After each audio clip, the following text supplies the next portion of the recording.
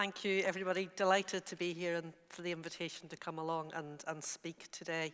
I'm going to look at, take you through my slides very much from a food and drink perspective, but obviously tying it back to the work that you all do in this fantastic sector.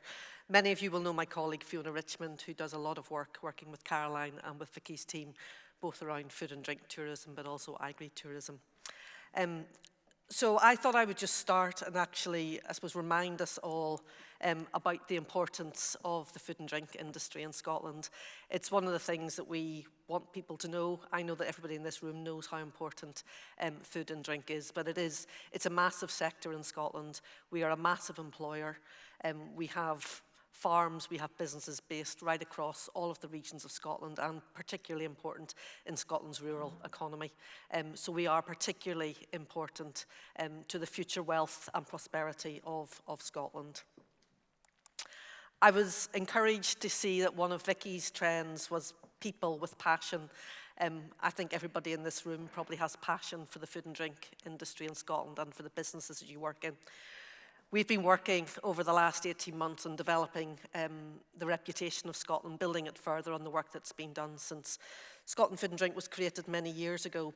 Our current campaign is based around being naturally Scottish, and it's about telling that story about the people, the products, and the passion, and the places that the people and the products come from. And I just wanted to share with you a short video that I think encapsulates some of the spirit of what is naturally Scottish. Food and drink. In Scotland, we don't just make it. We live it. We breathe it. We eat, drink and sleep it. We are it. It's what comes naturally to us. A natural pride in where we're from, sure, but making the most of where we're from so others can enjoy it. That's what matters most to us. The joy of it all. See, our food and drink isn't just from our seas, fields, mountains, forests or lochs. It's from our hearts, our souls, our smiles and our very being. It's a taste of who we are, a taste of what we are. You'll find it in the berry champions, the shore seekers, the hardy herders, the grafters, the crafters, the perfectionists, the early risers, the late finishers, and the folks who aren't afraid to get stuck in. People from across our nation who love how the results of all that effort makes them feel. That's what Scottish food and drink is all about, and we'll keep on shouting about it from our famous mountaintops.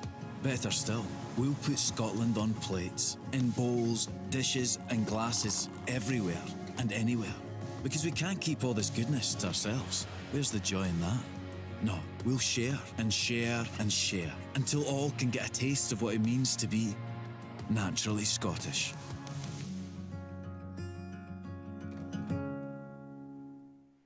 And whilst we export a lot of food and drink from Scotland, we also enjoy a lot of the food and drink that we produce here in Scotland. And I know that's a very, very important part of the offering of your businesses, and it's something that I'd just like to focus on. But firstly, a bit about the market. Again, Vicky has alluded to, I guess, the unprecedented times that we've come through over the last 5 years. I don't think any of us probably imagined that the last 5 years were probably going to be as rough as they actually were. And here we are still in a very challenging market where consumer spending is under pressure, and with the recent budget continuing to put pressure on consumers and businesses. If we look at the market in Scotland, though, the grocery market, I'm just going to allude to for a few moments, is worth about £12 billion.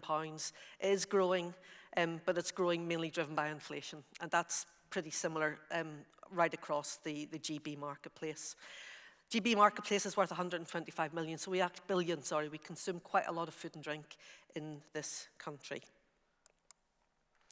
And when we look at where the growth is coming from in that market, we can see that actually the discounters, so Aldi and Lidl, continue to charge ahead as they have been doing for many years now.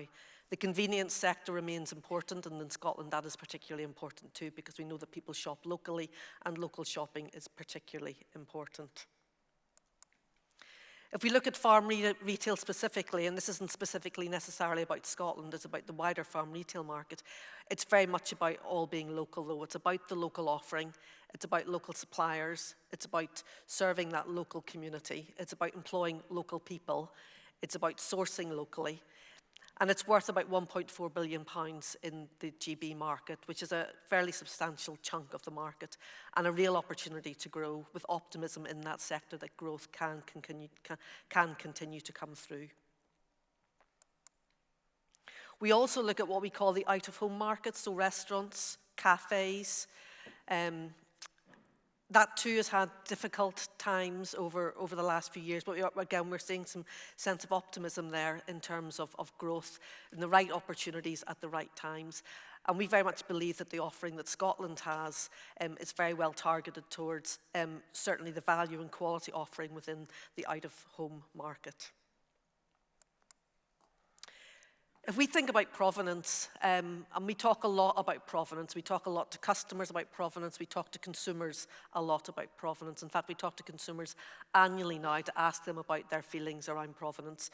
But what do we mean when we say provenance? Everyone probably has a slightly different definition, but it's about knowing about where you come from. So we talk about it being the place of origin. We talk about potentially the history of the products or the produce, but it can also be about the story of where those products come from. It's about the craft from which products are made, or grown, or reared. And it's also about the authenticity. It's about the pride, the passion, the naturally Scottishness that goes into producing things, particularly in Scotland.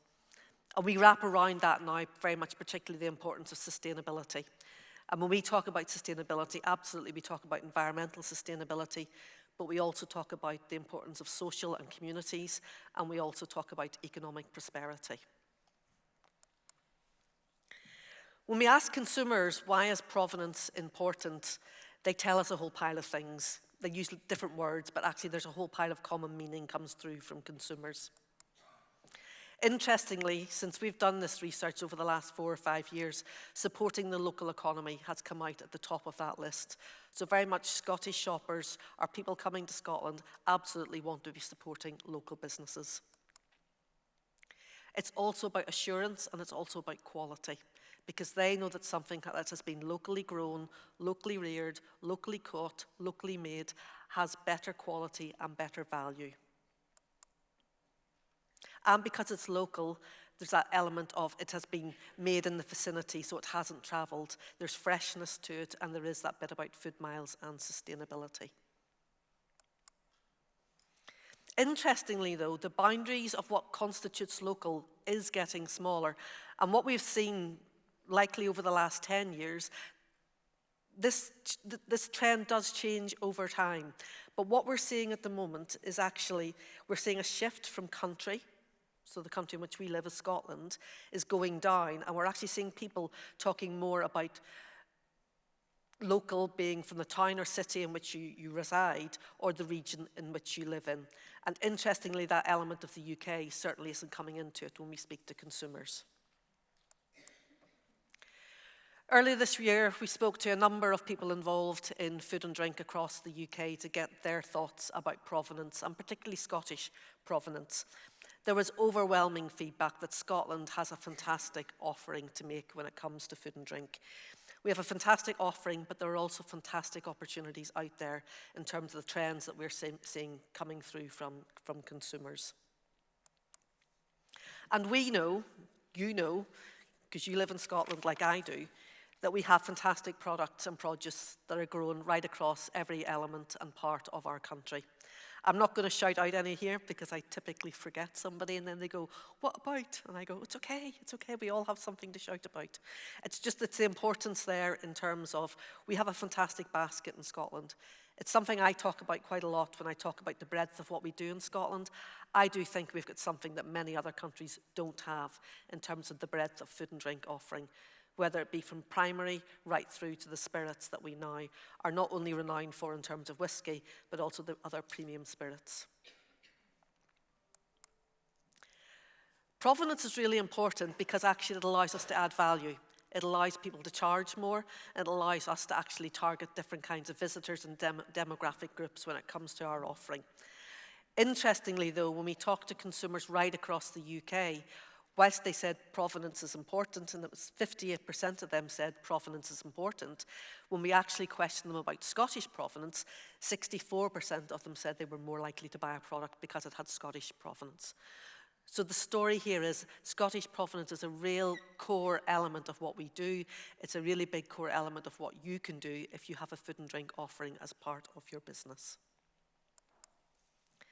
And actually, when you look at that broad basket of products that we have in Scotland, you can start to see how big and broad it is. And this is only a smattering of what's in it.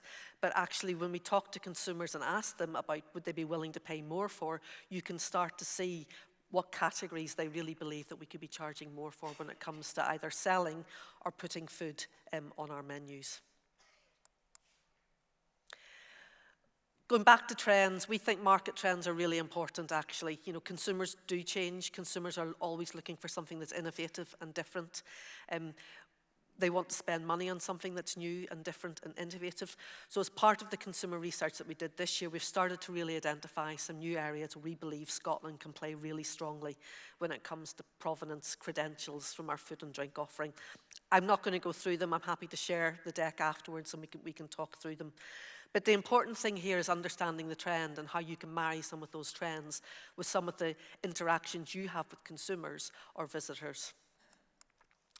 This is just one of the examples I pulled out, and it's strengths from the land, and how we've actually taken the example in this case of Grower's Garden, which is a product that has been produced from waste broccoli and it's been turned into a snack that is now being sold in farm shops, in schools.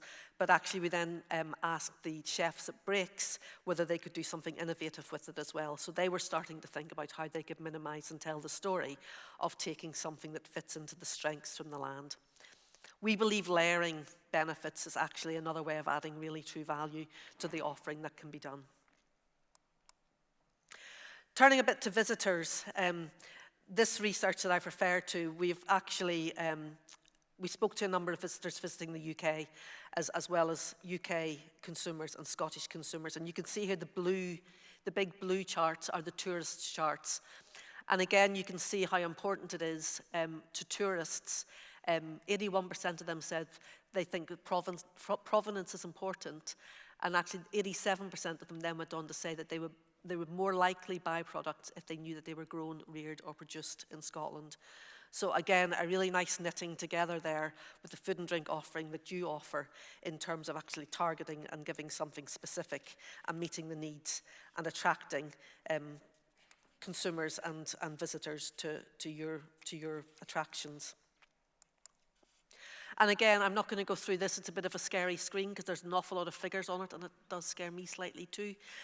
But again, I did want to draw you to the figures in green there, which again are the feedback from the tourists. And I guess I was struck actually when we went through the specifics of the questions and asked them. The 83% of them said that products are created with specialist craft and expertise they would be more likely to buy. So again, something that can be locally grown and sourced.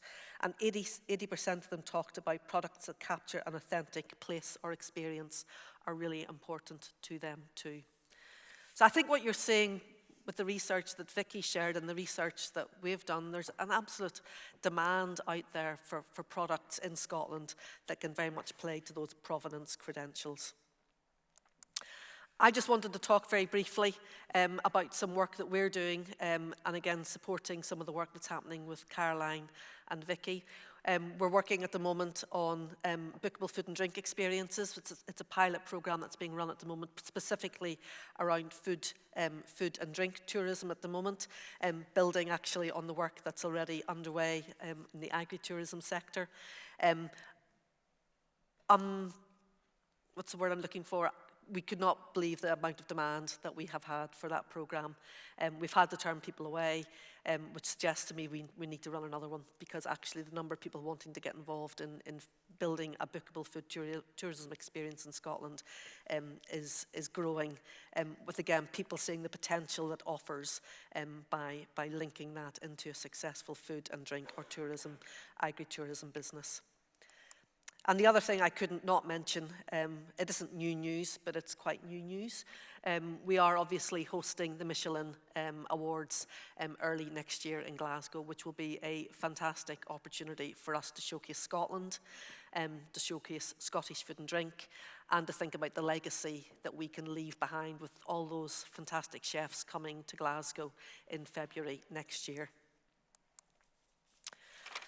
I don't probably need to read through this next slide because I think you probably all know the benefits of what food and drink can bring to your experiences, to your businesses. I suppose what I just wanted to say is I really believe that agritourism is a really important part of our food and drink offering in Scotland. It is an important part of our industry. It is an important part of our sector, and it is a super important part of the story that we can tell about the successes that are already in this room, but hopefully about even greater success that we will see in the coming months and years. Thank you.